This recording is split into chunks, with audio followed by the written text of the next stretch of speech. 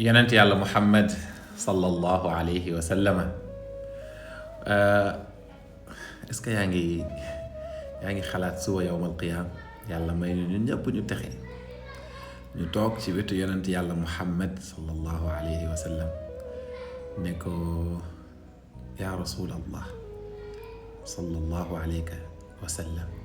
iqra lana ayatan aw ayat min kitabillah ñu ne ko yow yonent yàlla muhammad sallallahu alayhi wa sallam jàngal ñu tuuti ci ay aaya ci alquran bàyyil xel jotaay boobu noonu xalaatal yàgg sa soppe yow mi bëgg Baye Niass yow mi bëgg Serigne Touba Seydi Hadji Malick yow mi bëgg Cheikh Mahmoud Khalil Husari yow mi bëgg Sudaysi yow mi bëgg keneen ñun ñëpp xeetu yonent bi ñu tase ci biir jàkk ci biir ndeysaan ci biir aljanna yonent bi toog di ñu jàngal alquran ñuy déglu yaa salaam yàlla bu mu la ump yow mi may déglu maa ngi la koy ñaanal ci xol bu sedd ni ma koy ñaanalee sama bopp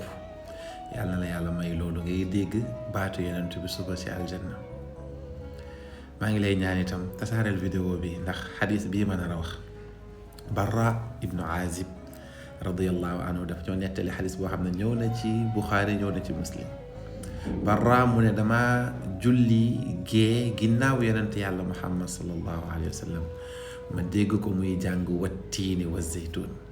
Barra mu ne musuma dégg ku neex baat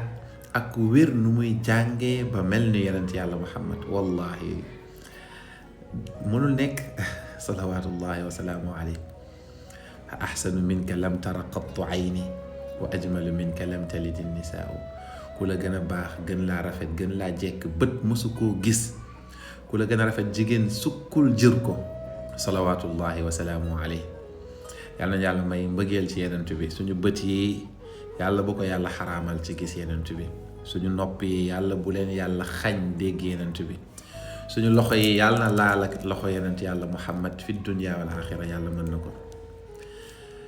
maa ngi profité di la invité yow mi nekk surtout Sénégal foo mënti nekk ci àdduna bi yëpp ci suñu 10e édition journée ndaanaan day mokkal alquran bi am fii ci Thiès le 7 mars incha allah quartier Mbour 2 ci yoonu CM Mbour 2 bi en même temps bés la boo xamante ne ñun ay ndongo daara lañ suñu moyen mayuñu ko te bés bi dafa laaj lu bëri donc ñu ngi lay ubbil suñuy buntu di la wax ne defal lekk te yàlla tax selon li nga mën ñàkk a def itam moo gën a tuuti def lu tuuti kon bul xeeb dara ku bëgg a participer mën nga def sa participation ci numéro bi am na Wave am na Orange Money yàlla na yàlla defal fatxu defal ñu tawfiq bi jaahi rasulillah inda allah